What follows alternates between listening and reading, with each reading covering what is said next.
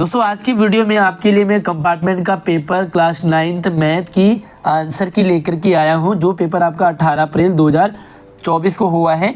तो जल्दी से वीडियो को लाइक कर लो ताकि आपका टाइम वेस्ट ना हो और हम सीधा ले चलते हैं आपको आंसर की पर। यह पेपर आपको हिंदी और इंग्लिश मीडियम दोनों मीडियम में मिलेगा, तो आप इसे एज ए रियल पेपर भी काउंट कर सकते हैं। अगर आप इसे नेक्स्ट ईयर देख रहे हैं तो आपके लिए सैम्पल पेपर का काम भी ये वीडियो करेगा। हमारे इंस्टाग्राम और व्हाट्सएप को भी फॉलो कर लीजिए, सारे लिंक आपको वीडियो के डिस्क्रिप्शन में दे रखा है। पहला सवाल है कि 3 और 4 के बीच में परिमेय संख्या, तो इसका है 3.4। दूसरा है आपके लिए आंसर क्वेश्चन बहुपद आपको दे रखा है, इसकी घात आपको बतानी है, तो इसकी 3 घात है यानी कि बी ऑप्शन। उसके बाद तीसरा प्रश्न है बिंदु 8 और 0 में स्थित है, तो क्या स्थित है आपका यहाँ पर, इसका आंसर होगा तीसरे का यस ए ऑप्शन, यहाँ इसका ए ऑप्शन करेक्ट है। उसके बाद बात करते हैं चौथे का, तो यहाँ पर आपको एक कौन सा रेखिक समीकरण है, तो ये आपका बी ऑप्शन करेक्ट है यानी कि x बराबर 3y। उसके बाद यहाँ पर इसकी वैल्यू बतानी है आपको 64 की घात जो है 1/2 है, तो ये आपका होगा 8 आंसर यानी कि सी। उसके बाद हम छठे की बात करते हैं, तो एक आयत है और प्रश्न आप जरूर समझ लें, मैं सीधा आपको आंसर बता रहा हूँ। तो छठे का सीधा आपको बता देता हूँ, इसका आंसर है डी, बारंबारता चतुर्भुज यानी कि फ्रीक्वेंसी पॉलिजन। चलिए सातवें का देखा शंकु का वक्र पृष्ठीय क्षेत्रफल, तो भाई आपको मैं आंसर की इंग्लिश मीडियम में बताऊंगा और सारे प्रश्न आप मैच कर लो। भाई आप पास हो रहे हो या आपकी क्या पोजीशन आ रही है मुझे कमेंट में ज़रूर बताइए। इसका आपका सातवें का ए है पाई RL और आठवीं की बात करेंगे तो उसका एक आंसर होगा। ठीक है, कितनी रेखाएं खींची जा सकते हैं 2 बिंदु में, तो भाई एक बिंदु ये रही, एक बिंदु ये रही, तो कितनी रेखा है, एक ही रेखा हुई ना ये वाली। ठीक है, आगे देखो अगला है आपका 9वां सवाल, तो 70 डिग्री का पूरा कोण क्या होगा, तो इसका आंसर होगा 20 यानी कि सी ऑप्शन। उसके बाद 10वें का आपका है SSS यानी कि डी ऑप्शन आपका करेक्ट है। ठीक है, अब मैं इंग्लिश मीडियम में सीधे आंसर आपको टिक कर रखे हैं, तो आप यहाँ से देख लो, पहले का सी, दूसरे का बी, तीसरे का ए, चौथे का बी, पाँचवें का सी, छठे का डी फ्रीक्वेंसी एंड सातवें का पाई RL ए, आठवें का ए ऑप्शन है 1 आंसर एंड 9वें का है 20 डिग्री। 10वें की बात करेंगे तो SSS। ठीक है, अब हमारे पास 11वां क्वेश्चन है, तो 11वें क्वेश्चन में जो पहला प्रश्न है मतलब 11वें क्वेश्चन का, तो यहाँ पर वैल्यू बतानी है आपको, तो वैल्यू है आपकी बी यानी कि एक ही आंसर आएगा, इसका एक मान आएगा। मूल बिंदु का भुज क्या होगा, तो भाई इसका 0 आंसर होगा। 13 की बात करेंगे तो 13 का करेंगे तो यहाँ पर आपको के की वैल्यू बतानी है, तो के की वैल्यू है यस -2, सी ऑप्शन करेक्ट है। और यहाँ पर एक आकृति आपको दे रखी है, एक शेप बना रखा है, आपको यहाँ पर कोण BOD को बताना है, तो कहाँ पे BOD। ठीक है, इसको आपको बताना है, तो कितना होगा इसका आंसर, ये है आपका 120 डिग्री। भाई वीडियो को लाइक करने में कंजूसी ना करें, चैनल को भी सब्सक्राइब कर लो, क्योंकि और भी आपको इसी तरह से वीडियोज इन्फॉर्मेशन सारी लगातार हमारे चैनल पे मिलती रहती है। और हमारे इंस्टाग्राम को फॉलो कर लीजिए, व्हाट्सएप को भी। 15वें का सवाल आपका है समांतर चतुर्भुज के 2 क्रमागत कोणों का योग, तो इसका रहता है आपका 180 डिग्री। ठीक है, उसके बाद हम बात करते हैं यस अगले का है, दी गई आकृति आपको दे रखी है, तो यहाँ पर आपको एंगल डी बताना है, एंगल डी का ये वाला। ठीक है, तो एंगल डी कितना होगा, 16वें का एंगल डी ये रहेगा आपके लिए यस सी ऑप्शन करेक्ट है। एंड 17वें सवाल का प्रश्न देखते हैं, तो सीधा मैं आपको आंसर बता देता हूँ, 17वें का आपका बी ऑप्शन करेक्ट है। और 18 की बात करेंगे तो 18 में आपको क्या बताना है, एंगल आर का मान बताना है। ये वैल्यू दे रखी है, यहाँ पर आपको एंगल आर का मान बताना है, तो भैया एंगल आर का मान है आपका ए 50 डिग्री।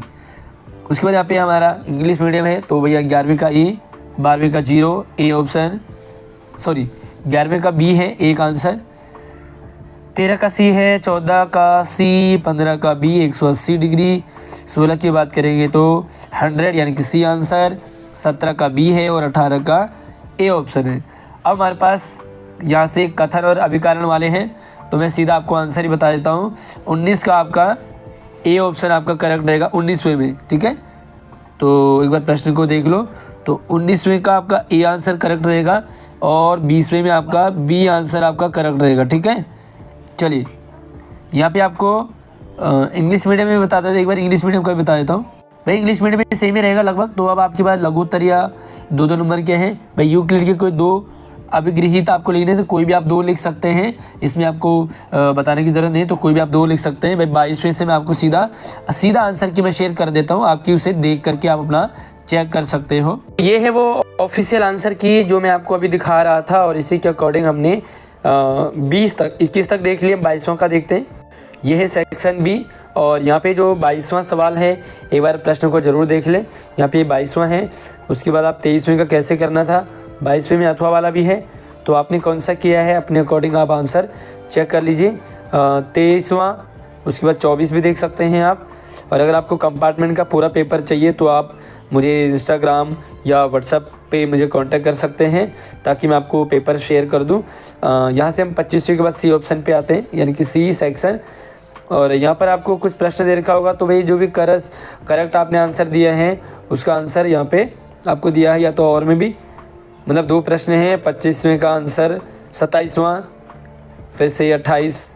और अब यहाँ से आप अपना चेक कर लीजिए जो भी आपने आंसर दिया है। मैं सीधा आपको आंसर चेक कर रहा हूँ, पेपर आपके पास ही होगा, और आपने किस तरह से आंसर किया है वो आप पेपर को देख करके अपना आंसर मैच कर सकते हैं।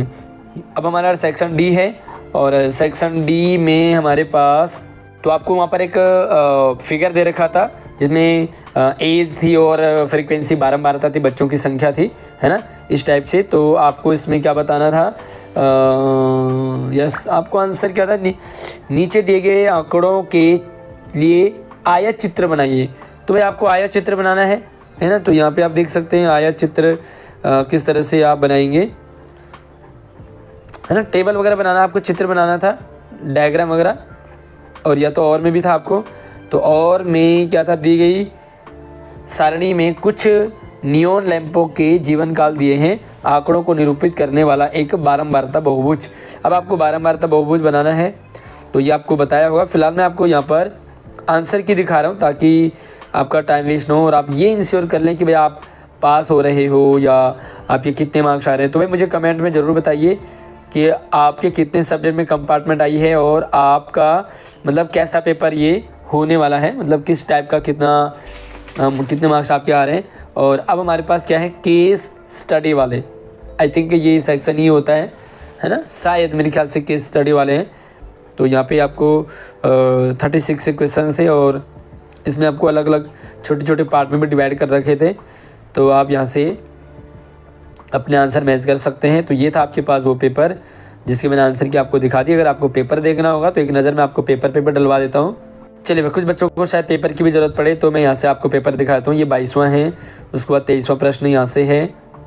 यहाँ से हम हिंदी और इंग्लिश मीडियम दोनों में देख सकते हैं, और आप इसे next year as a sample paper भी ले सकते हैं। तो अगर आपके छोटे भाई बहन 9th क्लास में पढ़ रहे हैं 8 से पास होकर के, तो उनके लिए भी ये वीडियो काफ़ी हेल्पफुल रहेगी। कितने मार्क्स आपके आ रहे हैं इस आंसर के अकॉर्डिंग मुझे कमेंट में ज़रूर बताइए। भाई हमारे व्हाट्सएप चैनल और हमारे इंस्टाग्राम से ज़रूर जुड़िए, क्योंकि वहाँ पर भी मैं आपको सारे जो आंसर है वो शेयर कर देता हूँ। और यहाँ पे आप देख सकते हैं ये 7 सवाल आपके पास बारंबारता वाला, और यहाँ पे 23वें का आपको कुछ एक आंकड़े दे रखे थे, उससे आपको आंसर छांटने थे। और ये हिंदी और इंग्लिश मीडियम, इसी के साथ ही 34वां 35वां, ये मैं आपको इसलिए दिखा रहा हूँ ताकि आप क्वेश्चंस भी देखो समझ पाओ। नेक्स्ट ईयर अगर आपको पेपर की ज़रूरत पड़े तो आप यहाँ से पेपर भी देख सकते हैं। और ये हमारा पेपर